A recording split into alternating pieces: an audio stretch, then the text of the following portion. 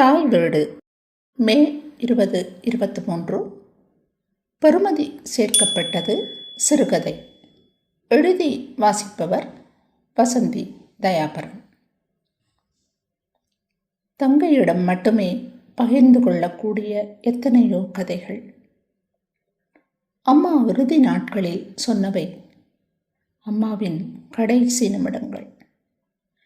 டெலிஃபோனில் சொல்லாத எத்தனை. ஒரே ஒரு தங்கை தாரணியுடன் கதைத்து தனது மனப்பாரத்தை இறக்கலாம் என்றுதான் வேதா நம்பியிருந்தாள். வேதாவின் மனதில் அம்மா வந்து நின்றாள். தாரணியை பார்க்க வேண்டும் என்ற ஏக்கத்துடனே 5 வருடங்களாக காத்திருந்து மேலே போய்விட்டா அம்மா. கொரோனா வந்து அம்மாவை அது பலி எடுத்து இறுதி கிரியைகளும் செய்ய முடியாமல் அனாதை போல அம்மாவை தூக்கி கொடுத்துவிட்டு செய்வதறியாமல் தவித்த நாட்கள். குற்ற உணர்வுடன் எத்தனை இரவுகள் நித்திரையின்றி. தோல் சாய்த்து அழுவதற்கும் மாற்றுவதற்கும் எவரும் வர முடியாத அந்த நாட்களின் இம்சை. தாரணி காரிலிருந்து இறங்கியதும் வேதாவை நோக்கி வந்து அவள் கையை பற்றினாள். கன்னத்துடன் கன்னம் வைத்தாள் என்று விசும்பிவிட்டு ஆழமான ஒரு மூச்சை விட்டாள். தங்கையின் தொடுகையில் கண்களில் நீர் திரளத் தொடங்கியது. அம்மாவின் நினைவுகள் அலையலையாக பொங்கி எழுந்து தொண்டைக்குள் முட்டிக்கொண்டு அடைக்குமாற்போல.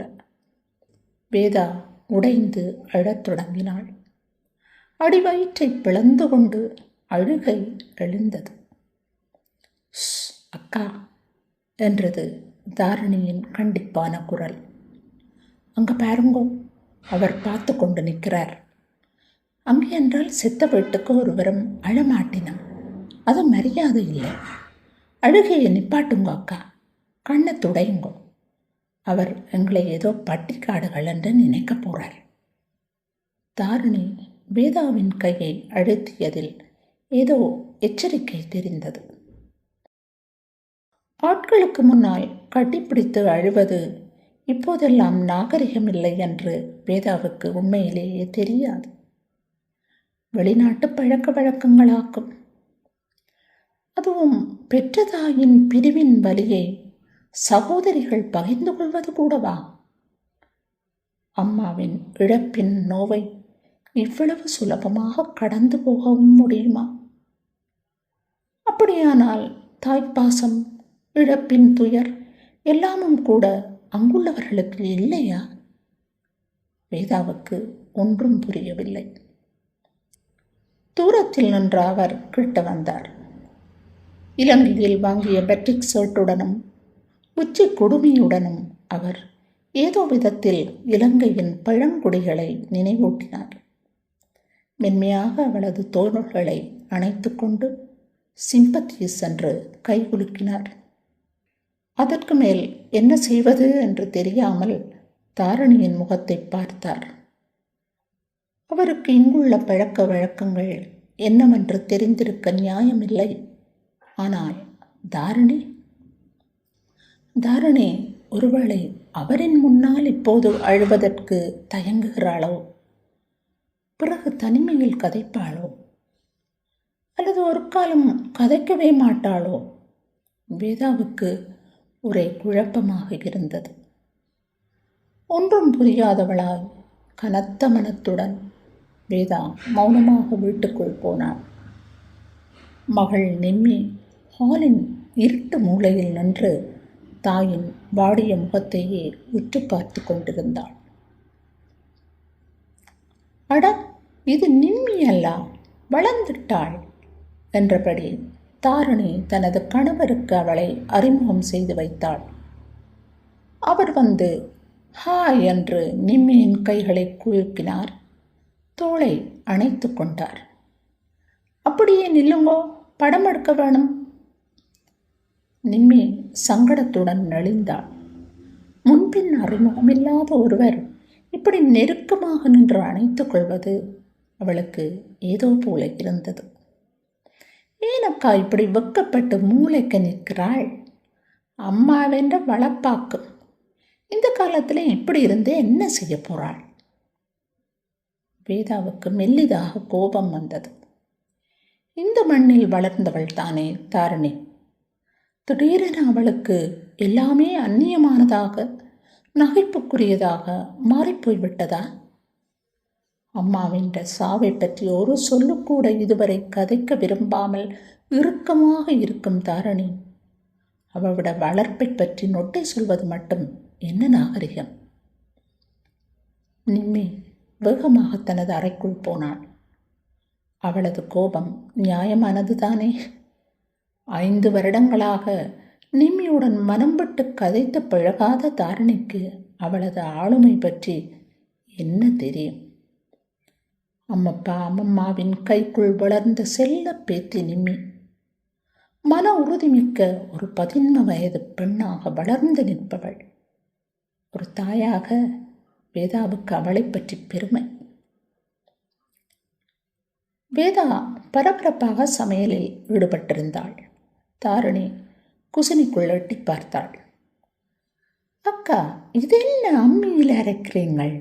இன்னும் முதுகளை விட்டு துளைக்க இல்லையே. ஏன், எங்கட அம்மம்மா எல்லாரும் அரைக்கலையே? நீயும் இங்கே இருக்கெல்லாம் அரைச்சனி தானே? அது அந்த காலம் அக்கா. இப்போ வசதிகள் வந்த பிறகு ஏன் பழசையே கட்டி பிடிச்சு அழுகிறீங்கள்? அதுதான் உங்களோட கைகளெல்லாம் இப்படி காய்ச்சி போயிருக்குது. நான் பார்லரில் கைகளையும் கால் பாதத்தையும் அழகுபடுத்தி கொண்டு தான் வந்தேன். இங்கே இந்த கையை பாருங்க. வேதா அரைப்பதை தாரிணி படம் எடுத்துக்கொண்டு நாகரிக உலகம் பற்றி வகுப்பு எடுத்துக்கொண்டு இருந்தாள். தாரிணி என்னவோ கணக்க சொல்லுறாள், பின்னே இதையெல்லாம் படம் எடுக்கிறாள். அக்கா, உங்களுக்கு ஒன்றும் தெரியாது. இது எங்களோட பாரம்பரிய சமையல் முறை என்று போட்டு இது என்ற குரூப்பில் போட்டால் நிறைய பேர் லைக் போடுவிடும். அங்கே உள்ள சனத்துக்கு அது ஒரு ட்ரெண்ட். அப்போ தான் சைனீஸ், இந்தியன், நேபாளி ஆக்களை போல நாங்களும் பழைய பாரம்பரியம் உள்ள ஆக்கள் என்று பெருமையாக காட்டலாம். வேதாவுக்கு ஆச்சரியமாக இருந்தது. பாரம்பரியம் என்றா தாரிணி சொன்னாள்? இதுவரை அம்மாவை பற்றி ஒரு சொல்லும் கேட்காத தாரிணிக்கு இந்த சொல்லை உச்சரிக்க அருகதை இருக்கிறதா என்று வேதாவுக்கு சிரிப்பு வந்தது. சாப்பாட்டு மேசைக்கு அழகிய பூக்கள் போட்ட விரிப்பை நிம்மி விரித்திருந்தாள். கைப்பட்டா கைலாயம் போல இருக்க வேணும் என்று அம்மம்மா சொல்லிக் கொடுத்ததை அவள் மறக்கவில்லை. எதிலும் ஒரு நறுவிசை, நேர்த்தி. அம்மியில் அரைத்த கறியை சப்பு கொட்டியபடி ருசித்து சாப்பிட்டாள் தாரிணி. தாரிணி குனிந்து மேசையின் கீழே கைகளால் சுரண்டி பார்த்தாள். இது அப்பா வீட்டில் இருந்த பழைய மேசைதானே அக்கா? ஓம், நாங்கள் சின்ன வயதில் இதில் இருந்து தானே படிக்கிற நாங்கள். நீயும் நானும் ஒருவர் கூட்டிக்கொண்டு நுள்ளிக்கொண்டு இதை தூக்கி எறிஞ்சு போட்டு மாடர்னான மேச கதிரையை வாங்கி போடுங்க அக்கா. டொக்கு டொக்கண்டா ஆடுது, சரியான பழசா போச்சு, இன்னும் பாவிக்கிறீங்களே. வேதா ஒன்றும் பேசாமல் பாத்திரங்களை எடுத்துக்கொண்டு குசினிக்குள் போனாள்.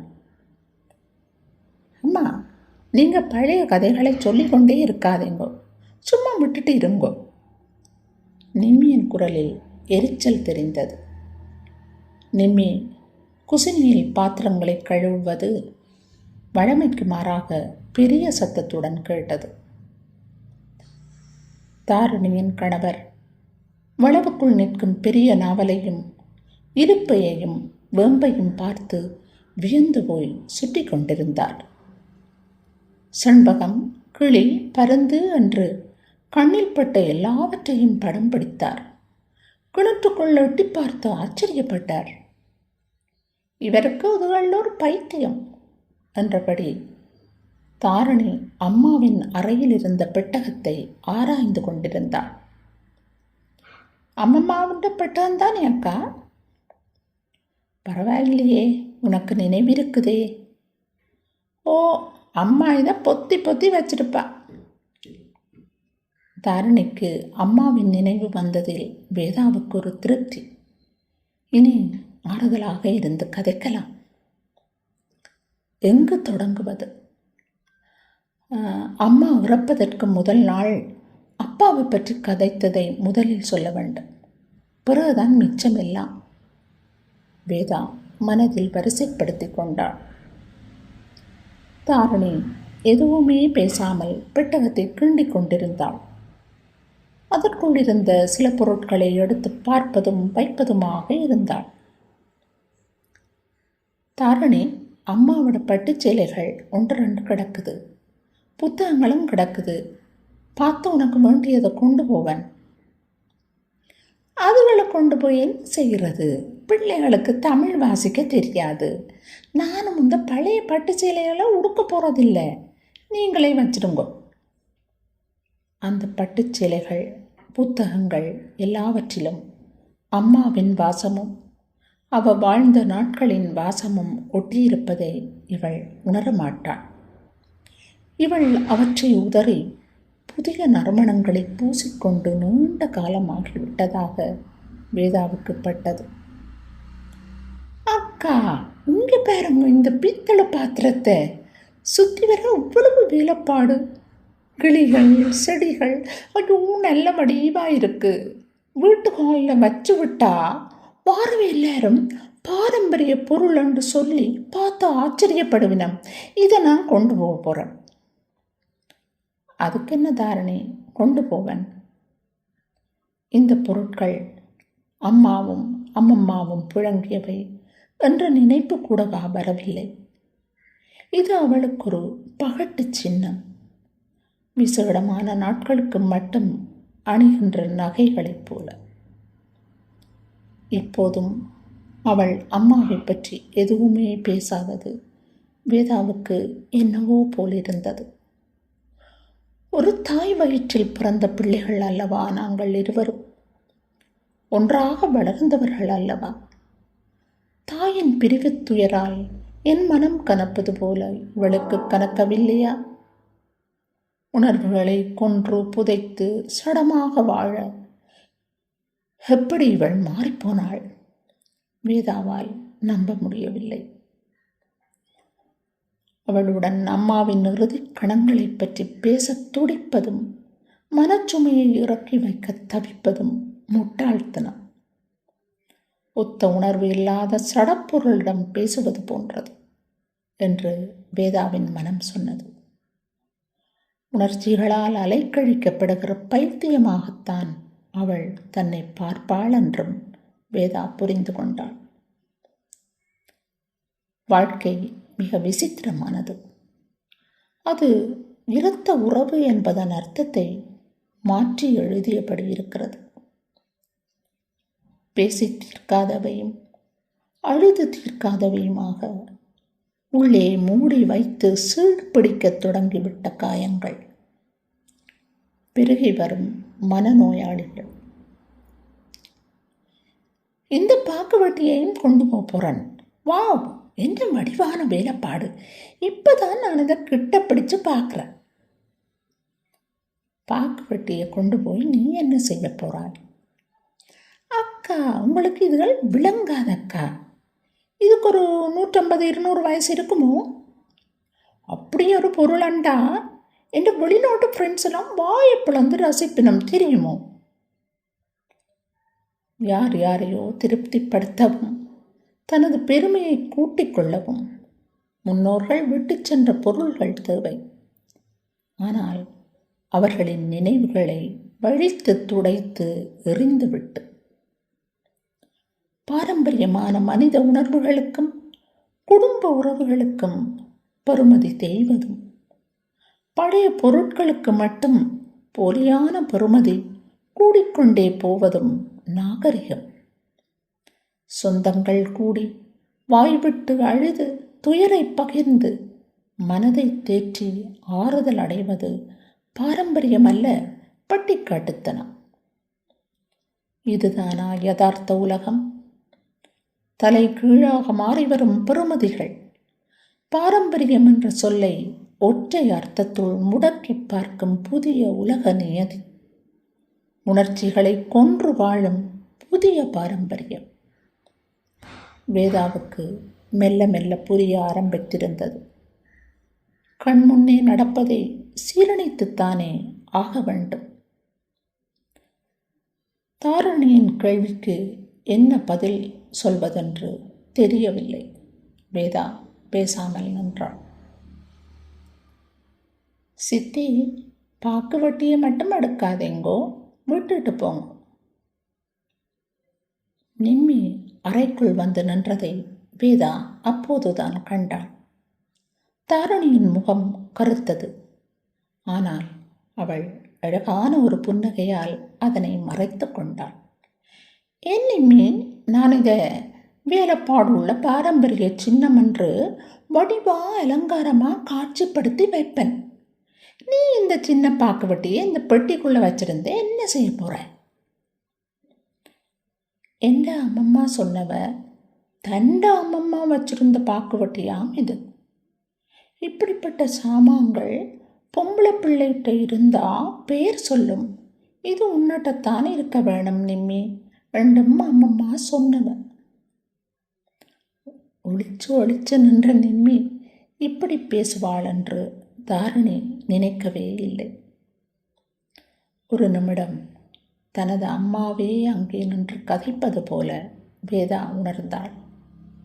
நிம்மியை அம்மாவின் அன்பும் பாசமும் வழி நடத்துவதை நினைத்து அவளது மனம் பூரித்தது.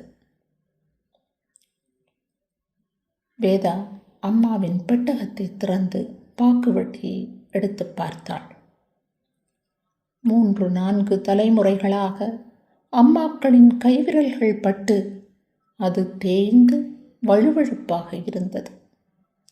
அந்த பாக்குவட்டி அம்மியில் அரைத்து காய்ந்து போயிருந்த தனது முரட்டு கைகளை பாசத்துடன் இதமாக தடவி கொடுப்பது போல வேதா உணர்ந்தாள். 150 வருட பாச பாரம்பரியம் அந்த வீட்டில் உயிருடன் வாழ்ந்து கொண்டிருக்கிறது. நன்றி.